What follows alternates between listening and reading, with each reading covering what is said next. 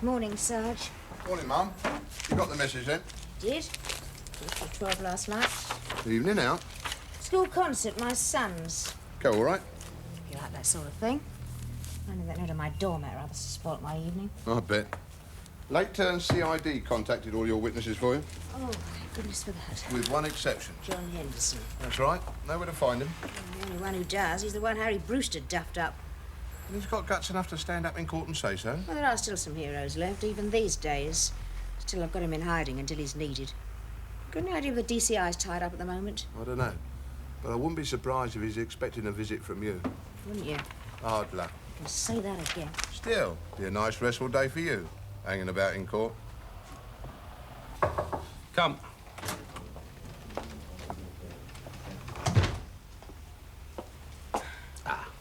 Yes. Pull up a chair. It's hard luck, Maggie. Oh, that's what they're all saying. Well, we don't run the courts, do we? Oh, yes, but a day of all days. Yeah, I know. 2 cases brought forward that I expected to give evidence in tomorrow, not today. Happens. Oh, it might happen, but I don't have to like it. You know, sir, I might still make it. For the briefing? Yes, I'm sure I could. You can't be. Not when you're in court. Well, as sure as I can be of anything. All right, convince me. Bert Prendergast on first, right? Well, he'll plead. Make history if he does. So he's got to, hasn't he? If he's got any sense. Remember?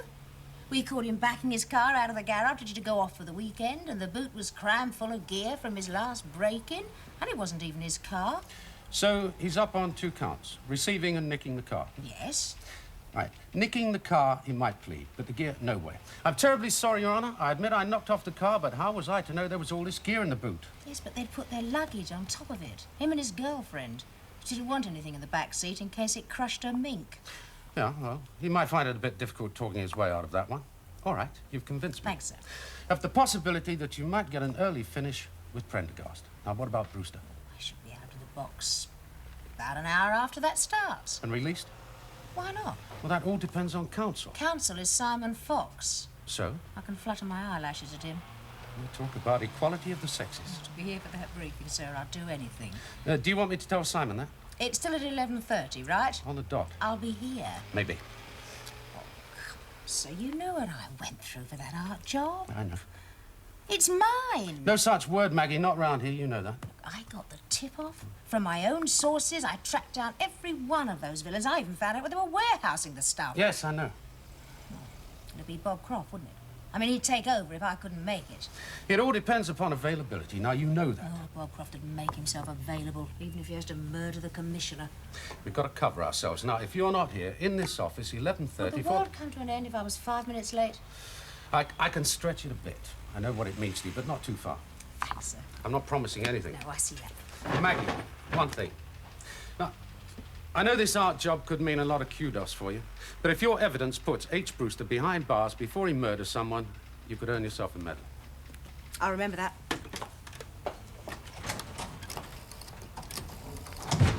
Oh, Croft there? Put him on, would you? Oh, thanks, Terry, for God's sake. No, do go. Mr. Henderson, Maggie Forbes. Look, Miss Henderson, I'm afraid that your case has been brought on a day early. Yes, well, it does sometimes happen with the court. Somebody decides to plead guilty after all and everything else is moved forward. Look, I have a car on the way to pick you up. Can you be ready in time? No, believe me, Miss Henderson, you've got nothing to worry about. No, he can't touch you in court. Well, after today, he'll be put away for years. Yes, of course, I'm sure. Once the jury's heard your evidence. Yes. Thank you, Mr. Henderson. I'll see you in court. That, I take it, was Harry Brewster's victim. Yeah, he's a very frightened one. Still, after today, all his worries will be over. You've heard, then, that I'm joining you in court today. I heard. Still, it shouldn't take long. Both mine are open and shut cases. So's mine. You brought something to read? A beauty. A corpse on every page so far. Oh, well, that should kill some time. Ooh. When I'm sitting in the local pub waiting to be called on. You should hang around in court if you can bear it, Tony. You pick out some interesting stuff that way. You think so? Oh, my dad does. He said it's better than the cinema and cheaper. Be there today, will he? Oh, yes, he'll be there. He says he'll hear my party piece, but if I know Dad, he'll suss out some nice juicy rape or indecent assault in another court and he'll be out of the door before I'm out of the box. Isn't it a waste of time? Still working on that payroll job? Yeah. And one day, like today, could make all the difference. Join the club. Why don't they plead guilty and get it over with? Who? All of them. Brewster, Bert Prendergast, that young tearaway in my case who robbed that old woman. Guilty as hell, the lot of them. It's a farce. You're forgetting something, aren't you? Everyone is innocent until they're proved guilty. They wouldn't be in the dock if they weren't guilty. Yeah, we have still got to prove it. You're not going over there now, are you? Flutter my eyelashes. Hey? Nothing. Coming? Not before I have to. Listen, just tell him to hold it till I get there, okay, Tim? Thanks.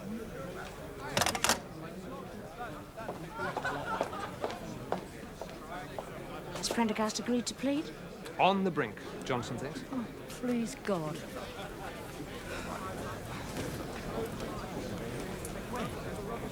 Big case, is it? Things you want to get away with? Couldn't be bigger. Remember the Giorgione painting stolen from the Weinstein collection? You haven't recovered it. We will, this afternoon. Swoop starts at 12:30. Oh, congratulations. Thanks. Who'll take over the case if you don't get away? Bob Croft, probably. Give his eye teeth for it. I can imagine. When's the briefing? 11:30. I've asked Russell to hold it for me. Simon, you won't need me for long, will you? In the Brewster case? Seen the victim lately? What's left of him? Brewster's counsel won't push him too hard. If he has any sense. How long do you think he'd be in the witness box? About half an hour? I go in next. So, if Bert Prendergast pleads 5 minutes, half an hour before I'm called in Brewster. Simon, you won't leave me for long, will you? Have you out of the box in 10 minutes? And released? Well, I can't see why not. It's only evidence of arrest, isn't it? Promise? For you, anything. Am I late? It's a nice time. Oh, you wouldn't believe the traffic. Relax, get your breath. Your case isn't first, anyway. Oh, thank God for that. Yeah. How long do you reckon you'll be? Oh, about an hour, I should think. Bert Prendergast might plead. Oh, Bert, never. Hard case, is it? He always gives them a run for their money. Our money. You're right there. You lost me. British taxpayer, Dad. He's on legal aid again. I don't believe it. Bert'll never plead. Oh, he will this time if he's got any sense. I licked him myself. I was just going off duty, out to dinner as it happened, and I got a tip off. Ma'am, who do I see about my evidence? Oh, you're in luck. It's Simon. He's looking after both of us. So you're in good hands. Both of us? What, 2 cases on the same day? Yes. I'm hoping Brewster's case will go before lunch. All right, if I get a cup of tea. I'll see you later. Do you mean Harry Brewster might change his plea at the end of the prosecution case? When he sees the prime witness, yes. Who's his counsel? A man called Ryan. Haven't come up against him before. Well, what does he say? I mean, about changing the plea? Just, I'll see. Oh. Yeah, we'll have the judge with us, though. It's old Ransom. He always gets through the list like a dose of salt. You'll be through in about an hour, then. Good. Why? Sussed out a beauty upstairs. Indecent assault. Well, it's hardly worth coming down here, then, is it? Oh, well, may as well listen to your piece as well. Don't start till 11:30. Thanks, Dad.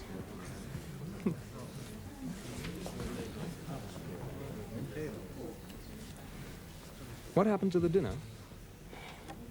What dinner? The one you were going out to when you got the tip-off. Did he wait for you? No. No, they never do understand, do they? They? Outsiders. No. We must get together sometime. Swap hard luck stories. Yes, let's. Dinner? If you'll risk being stood up. Oh, I think so. And, of course, as long as we're not on the same case at the time. Yes, the defense could make quite something out of that, couldn't it? Influencing a witness. Collusion. At least. Well, if there ever is a time when we aren't, And we both happen to be off duty at the time. Yeah.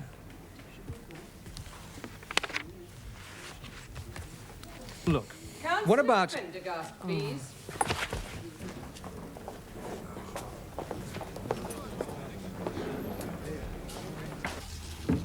Albert Prendergast, you stand charged on this indictment on 2 counts. Oi! Silence.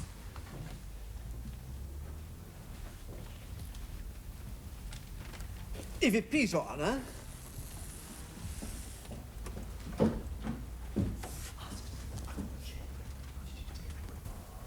If it please Your Honour, if I may crave a moment. Can you give me any idea of just how many moments, Mr. Johnson?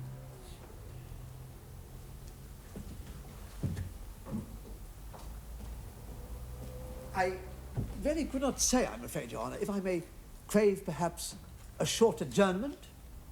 We have a very heavy list, Mr. Johnson. I think we should proceed with the next case. As Your Honour pleases.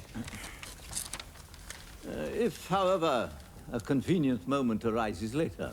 I'm very much obliged, Your Honour.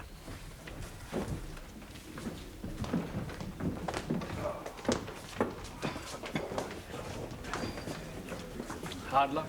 Well, I might still make it.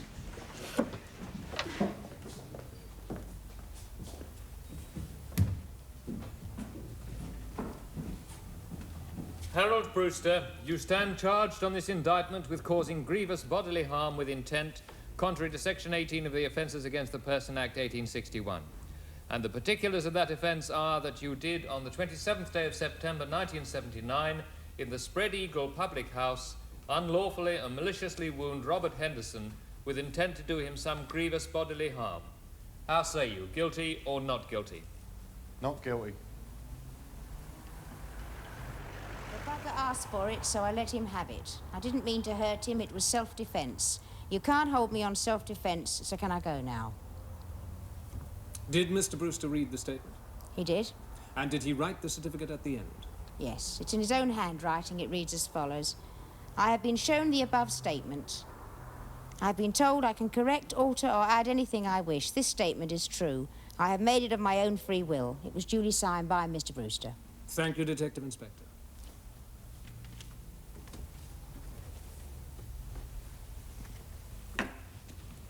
Just one moment, Inspector. There was just one point about your evidence that struck me. The time. I'm sorry.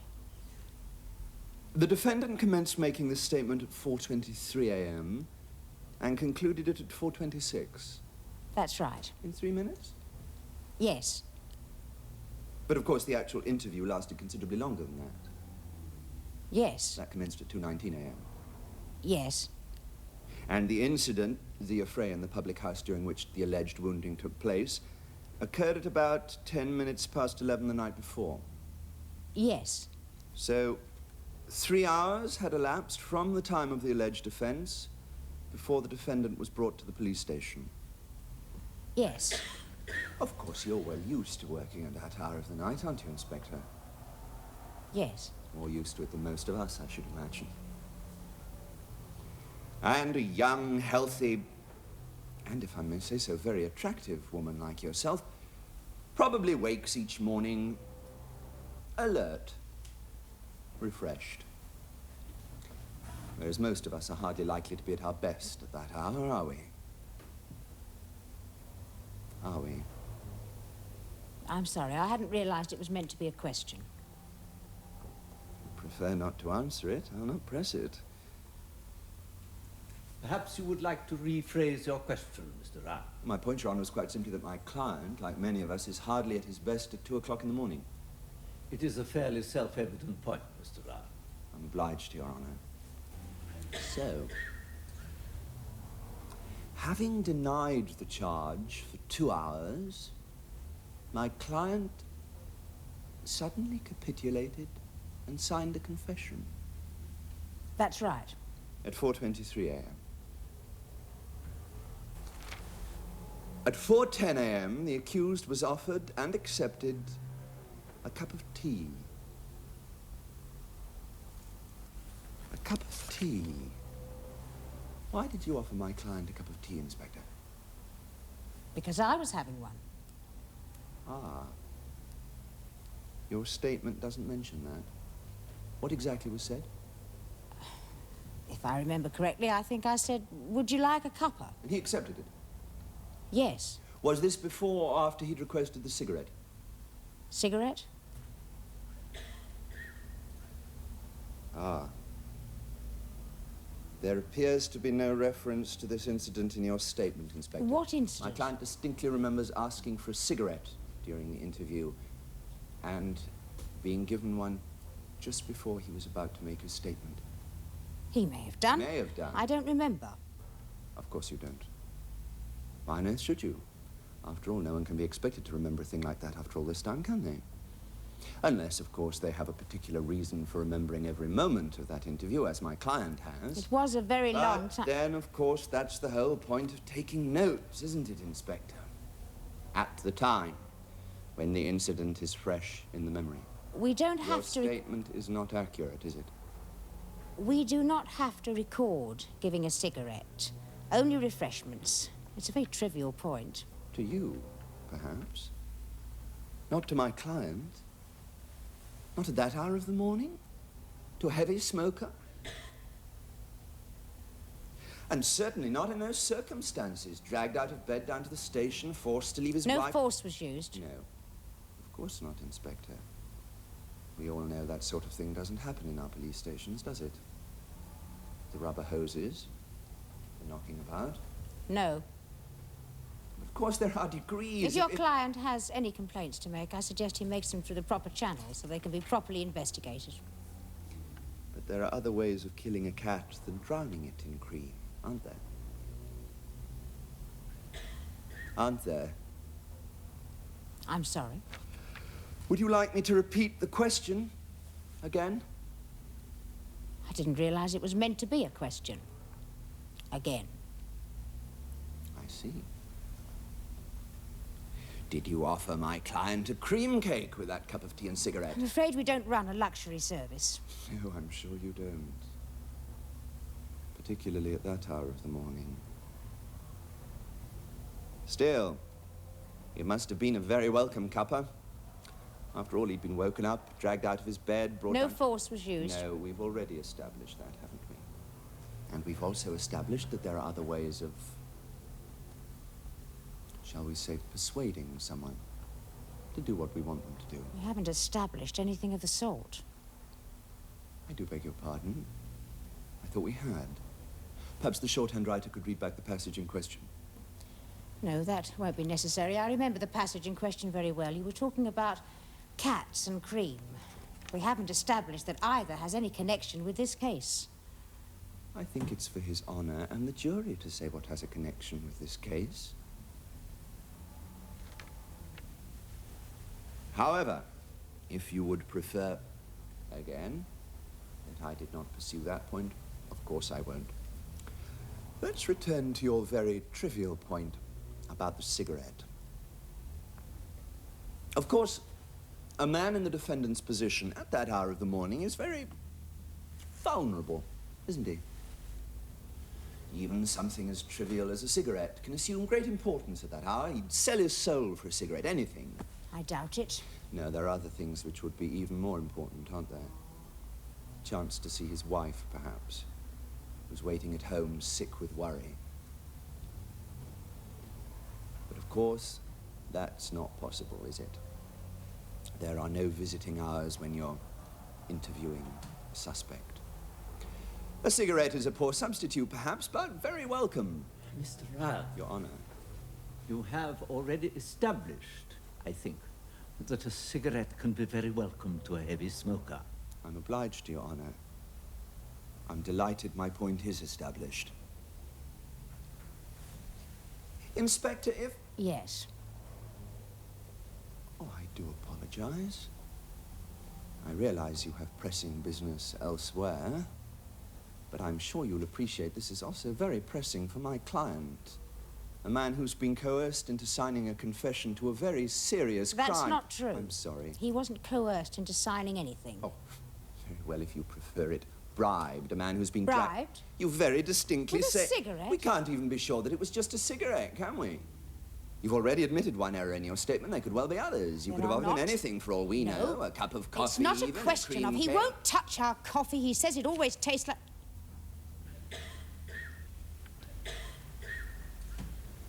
Your Honor, a purely legal point.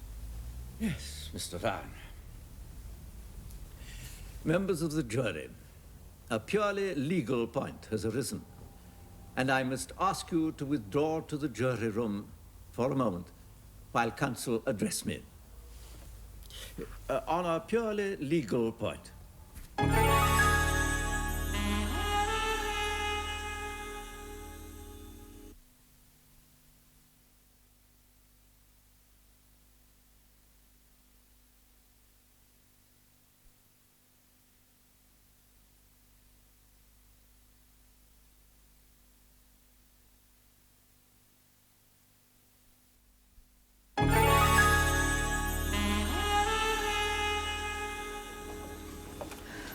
Chops and tomato sauce, members of the jury. Chops and tomato sauce. Don't you think that's funny? That's Mr. Pickwick, love. You won't go far in this business without coming across Mr. Pickwick. Why don't you go over and tell him about Mr. Pickwick? Maybe he'd appreciate it. Well, you can't win them all, Maggie. Yes, but to let him off just because I was I still don't stupid get it, enough- just because she said that about the coffee. He'd been down to the station before, hadn't he? So he'd got form, see? And once the jury knows that... But he hasn't got any form. No one would testify against him before. No, he's been sussed. That's all Ryan needed. If he hadn't pulled this off, it'd have been on to police harassment. Have to hand it to him. Oh, I'd like to hand it to him. I'd like to. That jumped-up smart aleck ever happens to be on a pedestrian crossing as I drive up, so help me. Nice to have met you, Inspector. Sorry about that.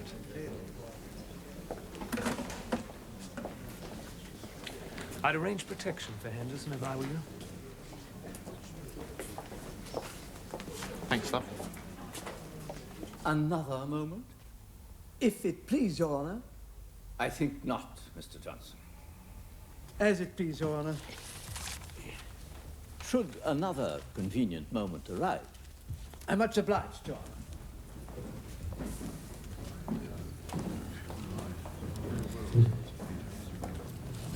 I'll get on with Roberts now. There goes your briefing. Well, I might still make the swoop if Russell will hold that for me. Yes, sir, I know.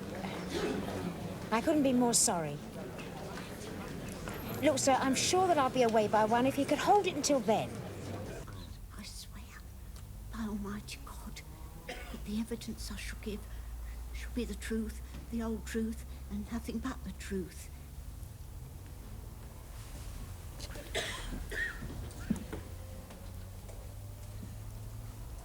Your name is Bertha Hennessey, Yes, and you live at 27 Mimosa Gardens, East 17. yes. Could you keep your voice up a little, Mrs. Hennessey? All these people, you see, have to hear everything you say. Mrs. Hennessey, Yes. if you would like to sit down, please do so. At any time. Thank you, Your Worship. Not at all. Do you live in a house, Mrs. Hennessey, or a flat? Flat. Council. Do you live alone? Yes. You're a widow. Yes, 10 years now. Have you any children? Well, there's Michael and Susan, but they've gone now. Gone? Got married. So you live there alone? That's right. You will remember to keep your voice up, won't you? I'm sorry. I said that's right. Now, Mrs. Hennessey, have you ever heard of a company called the We Treat You Right electrical company? I bought the dryer there, didn't I? The tumble dryer? Yes. I see. I don't like going round to the laundromat, you see. I see. I mean, Now- all them people, you never know where their things have been, do you? I know they say they change the water every time, but you can't be sure, can you? I mean, there's no guarantee, is there? About the tumble dryer, Mrs. I've got this little twin tub, see? It's old, but it works a treat. Only it don't get things dry, really, just damp. I used to hang 'em out over the bath, but it got a bit hard with me arthritis. So my Michael says to me, Mummy says it's about time you had a proper dryer, make things easier for you. Yeah. So he give me the money. He's doing very well. He got a promotion. Yeah, and- Mrs. Hennessey, yes? you told us you bought the tumble dryer at It's a new place, you see, this shop. Only opened recently. Hasn't been there. Well, when you say you bought it, I don't suppose you were going to carry it home. Well, they were going to deliver it, weren't they? So, you went to the shop, and you chose the one you wanted. Is that right? Yes. Do you remember how much it cost? Oh, a lot. A lot of money, nearly 80 quid. Was it £77.45p? About that. Yes, we will be hearing from the manager of the store, Your Honour. So, what arrangement did you make with the shop about paying for it? Well, COD, didn't I? That's cash on delivery. That's right. And was it delivered, Mrs. Hennessey? Yes. Right. Now, what time did he bring it? Who? I'm sorry, I'll rephrase the question. What time did the tumble dryer arrive? Well, it was after lunch, wasn't it? I know, because... Now, who brought the tumble dryer, Mrs. Hennessey? Who brought the tumble dryer? Bertha. I beg your pardon? Everybody calls me Bertha. Very well, Bertha. Who brought the tumble dryer? Well, the young man, didn't he? Did you know his name? No. Do you see him in court now? Yes. I'm sorry? Yes, I do. Where? Over there. I think the witness did indicate the defendant, Your Honour. I think so too, Mr. Fox.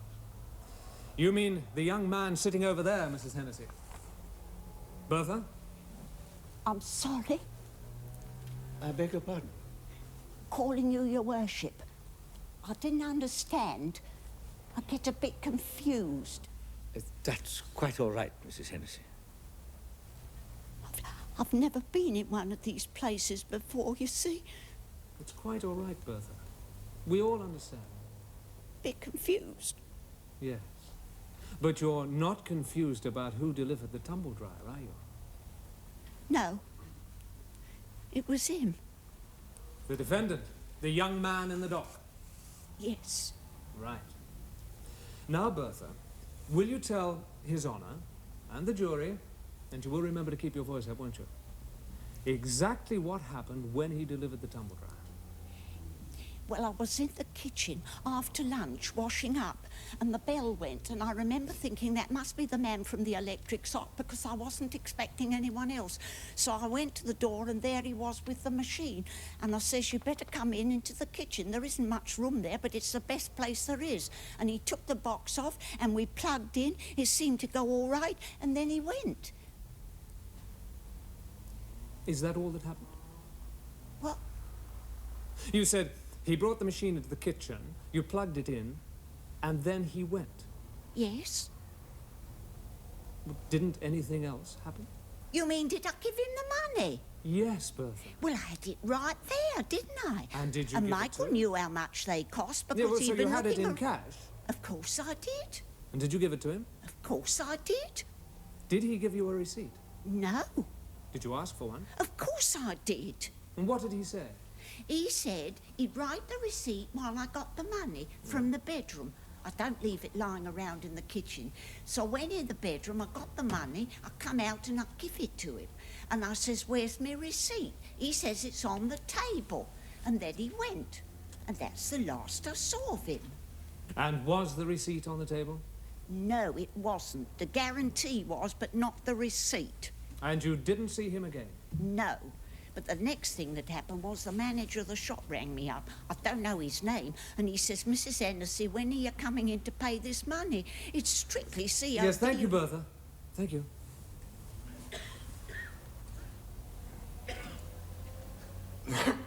Mrs. Hennessey, you said that when the tumble dryer arrived, he, the defendant, took the box off and plugged it in. Do you remember saying that? Yes. Was there a plug attached to the machine when it arrived? No.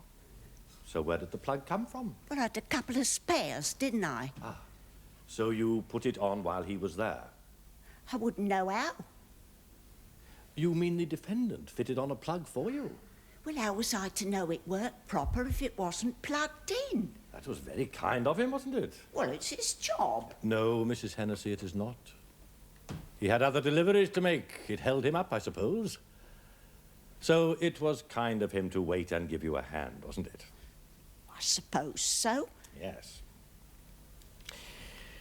Now, you said you went into the bedroom for the money. How long were you in the bedroom? How long? Yes. Oh, about a couple of minutes.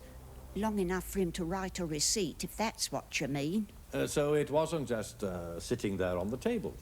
Of course it wasn't sitting there on the table. I don't leave money like that lying around. And very wise, too. It was quite a big sum, wasn't it? In cash. £77 and 45 pence. Where was it, Mrs. Hennessey? I hid it. Where? Under the floorboards. I'm afraid I must ask you to speak up, Mrs. Hennessey. I don't think anyone here is going to burgle you. I hid it. Under the floorboards. But I keep it in a different place now. Keep what, Mrs. Hennessey? My money, of course. This money? This £77, 45 pence? What do you mean? You never gave the defendant that money, did you? Of course I did. You came back into the kitchen and said you didn't have it, didn't you? No! And that you'd drop into the shop later and pay, didn't you? No, that isn't true. You're quite sure of that, Mrs. Hennessey? Quite sure. What should I want to do a thing like that for? Quite sure? Quite sure. I see. Mrs. Hennessey, do you own a dog? A dog? Yes, a dog. No, of course not. You're quite sure? Quite sure. You are saying there was no dog in your flat the day the defendant came with the tumble dryer? No. Oh, well, there might have been. Might have been. Well, sometimes... Sometimes what?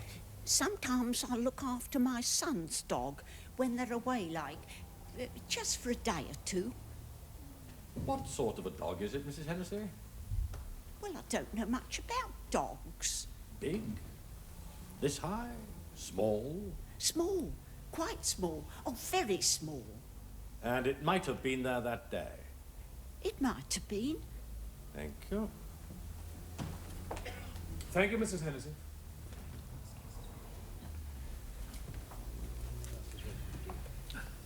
Of course.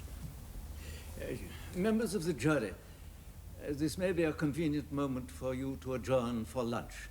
There is one matter I have to deal with which does not concern you. Call Albert Prendergast.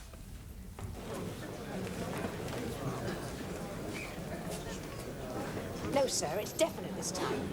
Now, I shall be finished in 10 minutes. And the particulars of that offence are that on the 16th day of October 1979, you took a Volkswagen motor car, registration number TYR324S, for your own use without the consent of the owner thereof or other lawful authority. How say you, guilty or not guilty?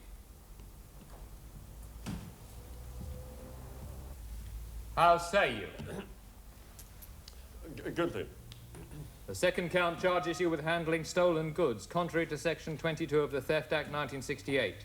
And the particulars of that offence are that on the 16th day of October 1979, you dishonestly received stolen goods, namely one canteen of cutlery, one ormolu mantle clock, one string of pearls belonging to Harold Smethurst, knowing or believing the same to have been stolen.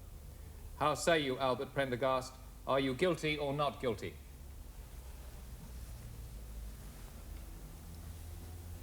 Well, it's like this, Your Honor. I didn't do it, but he says I've got to say I did. Are we to understand that you wish to plead not guilty? That's right. To both charges? Yeah. So be it.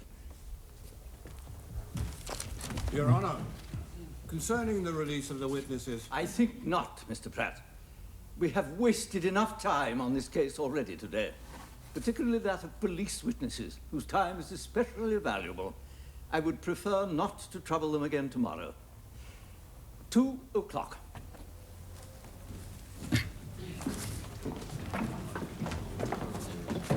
What was all that about? Why, you call it on this afternoon, after we finish. Well, that's that. Yep, that's the ball game. Well, it's different in America. They don't go in for all this stuff. They just shoot everyone. Anyone got a 5p piece?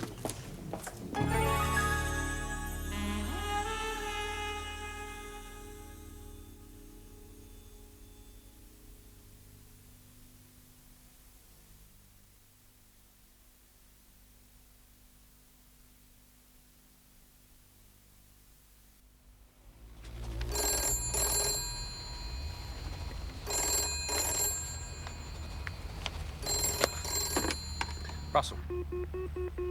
Sir? Do you know what time it is? Yes, sir, I do. All over in 10 minutes, you said. That was an hour ago. Yes, well, you know what it's like here at lunchtime, sir. Everyone trying to use the phone at once. Well, where are you? I'm at the dock brief. Yeah? And what happened with Brewster? You didn't delay the swoop, did you, sir? What do you think? Have they called in yet? Well, hardly. They only left half an hour ago. Sir, I am sorry. But you were so certain you were going to be back, weren't you? Yes, I was, honestly. Oh, if they get there too late, I'll know to blame, won't I? Sir, I did try to phone you, and when I did, you weren't there. Yeah, all right. So what's happening? He changed his mind again. Bert Prendergast. He's been in and out of the dock all morning. His brief's going berserk. So when will you be back? What does it matter now? Well, of course it bloody matters. I need you here, up to me neck. When will you be back? Well, I don't know. Well, what do you mean you don't know? Prendergast's up now, isn't he? No, the judge was so angry he's holding it back until Tony's case is finished. Will that take long? Well, it might. Now, how long did Brewster go down for? There's something wrong there, sir. I don't know. I don't think she's telling the truth. The old woman who says she's been robbed, there's something about her. I mean, she talks too much and about the wrong things. Maggie. Something might come out in the defense. I mean, if his brief knows what he's doing, which I doubt, and if that boy had Ryan defending him. Ryan? Ryan? Who's Ryan? What? Maggie, have you been drinking? No such luck. Eh? No, sir. Now, look, if you're talking about Tony's case, forget it. I'm only interested in Brewster. There's somebody wanting to use the phone. I'll be back as soon as I can, okay? Thank you. You saved my life. So he says, well, you told the police all about it, didn't you? And she says, oh, yes, that's different. They're not people. What did Russell say? Oh, just that they'd all waited until the last possible moment because I was so sure I'd get there. And that if they arrived too late to pull off the raid, it'd be all my fault. Did you tell him about Harry Brewster getting off again? Didn't seem quite the moment. Well, you'll have to tell him sometime, won't you? Yes, Tony, I will. Yeah, Maggie, I was telling them about my indecent assault. This will make you laugh. She won't tell him, you see, what the man did to her. Or what he said. So there's your bloke standing there, egg all over his face. No case to answer, right? Right. So then the judge wakes up, and he leans forward and he says, can I be of any assistance? And your bloke says, oh, Your Honour, you bloody saved my life, or words to that effect. So the judge, he turns to the woman, and he says, Madam, he says, did he say so-and-so? And did he do so-and-so? Now, that's leading questions, isn't it? That's questions you're not supposed to ask. We're not. Judges seem to get away with it. Yeah. Tony, how did she strike you when you interviewed her? Who? The old woman. Do you think she was telling the truth? What old woman? The one in Tony's case. What's worrying you, Maggie? I don't know, but something is. Woman's intuition? Well, it takes one to know one, I suppose. Saba, what did you make of her? Well, she wasn't shaken in cross-examination. Oh, that man couldn't shake a carpet. Well, everyone's nervous in court. She was more than just nervous. She was frightened. Tony, you interviewed her at home, didn't you? Yeah, why? Did she have a doll? I don't remember one. Did you go into every room? Just the kitchen and living room. So there could have been one shot in the bedroom. Well, it could have been. Now, you aren't allowed dogs in most council flats, are you? Oh, you mean if the council heard about it, she might have to get rid of it? She's not to know we won't tell her. Poor old girl. Hmm. Well. So you put the plug on for her and you switched on the machine. Then what happened? What? About the money, you mean? About the money. Well, she said she'd get it, and then she went out the room. And what did you do? Well, I waited for her to come back. Yes, but did you do anything while you were waiting? Oh, you mean write a receipt? Yes. Well, I couldn't, could I? Why not? Oh, I couldn't find me pen. I must have left it at the last place. I was going to ask her for one when she came back. And did you? No. Why not? Well, because when she came back, she didn't have the money. What did she say? She made a mistake. She didn't have it after all. And she was going to call in at the shop and pay. And did you accept that? I had to, yeah. Do you often do that? I mean, leave goods with customers when they haven't paid for them? Well, no, I mean, it hasn't happened before. I mean, I didn't know. It was all unpacked and I put the plug on and we might have lost the sale if we'd have taken it back. I weren't sure what the boss would want. Did you think to telephone him? No, that never occurred to me. Anyway, she probably weren't on the phone. Yeah, and besides... Besides what? Well, there was this dog, see, in the kitchen while I was waiting. While Mrs. Hennessey was out of the room? Yeah. What sort of a dog was it? I don't know what they're called, do I? A big dog? Yeah, very big. It had black spots all over. A Dalmatian? Well, I don't know. That's a very big dog. Well, right, and it was a small room, see? And every time it moved, it knocked into me. It kept going for me. You mean it was savage? Trying to attack you? Well, I don't know about attack me. It just kept jumping at me, that's all. Were you afraid of it? Well, at first, yeah, a bit nervous. I mean, it was too big, right? To be kept up in a little room like that. So you didn't want to hang around any longer than you had to? No, I wanted to get out as soon as I could. And did you? Yeah. Without the money? Yeah. Thank you. Simon, that boy. He delivered to other houses that morning, didn't he? That's right. Council in Prendergast. 2 television sets, a dishwasher and a washing machine, right? So? Well, if he wanted to take the money, why not from one of those? They're far more valuable. Well, maybe none of the other houses are just an old lady on her own. Simon, have you seen Bertha Prendergast anywhere? Try the pub. It's closed. Cafeteria, then? I have. Council in Prendergast. Damn. I know she's hiding something. It's the dog, Maggie. No, something else. Cheer up. They might acquit him. Council in Roberts. Jury's back. After 10 minutes? David Roberts. The jury has found you guilty of theft. It was a particularly mean, despicable crime. And I sentence you to 6 months' imprisonment. However, as you have no previous criminal record, I shall suspend that sentence for 2 years.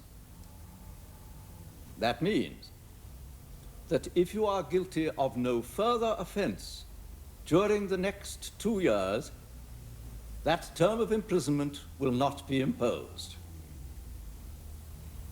If, however, you are convicted of any offense which is punishable with imprisonment, this sentence will be considered at that time and may be added to any further term which the court may then impose.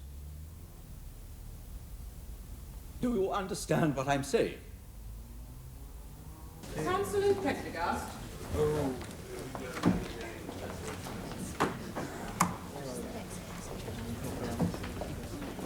Hey, what's the hurry? I'd like a word with Mr. Why Bother Sharpe. You can't do that. Simon, you could have got that boy off. Professional etiquette, remember? Oh, stuff professional etiquette. Mr. Sharpe. Did you think that boy was guilty?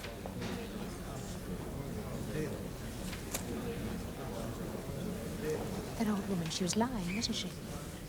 Yes. Why? Never know now, will we? Couldn't you have got it out of her in cross-examination? Got what out of her?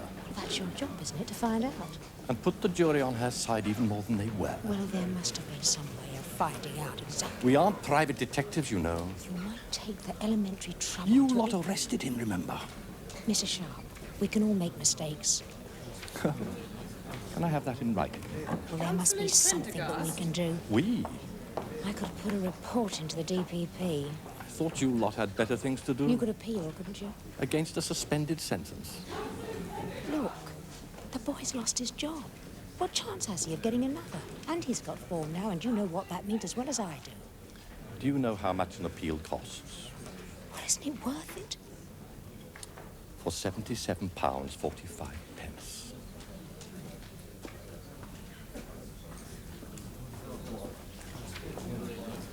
Well, bloody believe it.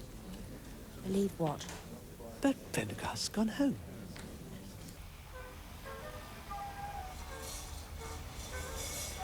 Oh, he put up a good story. Well, they got him on the phone, then. Johnson did. As he didn't understand, you see, what the judge meant about calling it on this afternoon. So he thought he'd go home, get in a bit of gardening, seeing as how it was such a lovely day. Is it? He'll be here tomorrow. 10:30 on the dot. Word of honour. That goes for me too, then. Yes, at least that'll keep you out of Russell's way. You coming, Maggie? I won't be sick, Dad. Indecent assault all over. Yeah. It's his wife I feel sorry for. Found him guilty, then? Yeah. You know, one moment I was enjoying court when the bloke's been swearing blue in the face all through he didn't do it, and they find him guilty, and then he's had 47 previous convictions. And then all the faces of the jury light up, because they know then that they was right. But not this time. First time he'd ever done it. Or got caught. How long did he get? 15 months. I mean, what did you tell the kids? You won't be seeing your dad for a bit. He's in quad for touching up a woman in a pub. Well, he shouldn't have done it in the first place, should he? Well, it wasn't the wife's fault, was it? Might have been. Maybe she didn't give him what he wanted all those years. Oh, well, I don't know about you lot, but I've got better things to do. Come on, Maggie. Yes, I better get back to the station. I can't put it off any longer. Maggie, too. What's old Bertha doing in these parts? Bertha? Yeah. You haven't caught up with her at last, have you? Yeah, I must go and say hello. You know her, Dad. Know her? Oh, we all knew her in the market. She used to live near there, till she got rehoused. Aladdin's Cave, we called her place. Why? Well, she had this little trick, you see. She'd go into a shop, furniture, electrical, anything she fancied, different store each time, and order something COD. And then, when it was delivered, surprise, surprise, she hadn't got any cash. So she'd pay later. And did she? Come off it. Me? Oh, I gave the money to the lad that brought it. Well, it's one way to fight inflation. And she got away with it? It's not worth their time taking it to court, is it? The store managers. They'd just write it off as a bad debt and sack the delivery boy. Oh, my God, how often has this happened? You haven't really caught up with her, have you? No, but we're going to. I'm sorry, Dad. I'm afraid I'm going to have to ask you to accompany me to the station. Yeah, wait a to minute. assist us in our inquiries. Yeah, but I like her. Look, you can't call it stealing, Maggie. She wouldn't hurt the fly. She's never done no one no harm. Well, she has now. Didn't you notice all that stuff in her place? Well, it's all right to talk when you know all about it. You've got eyes in your head, haven't you? Well, how was I to know? Anyway, she said that son of hers was always giving her things. Son? She hadn't got a son, not old Bertha. They never had no kids. Just a blooming great spotted dog.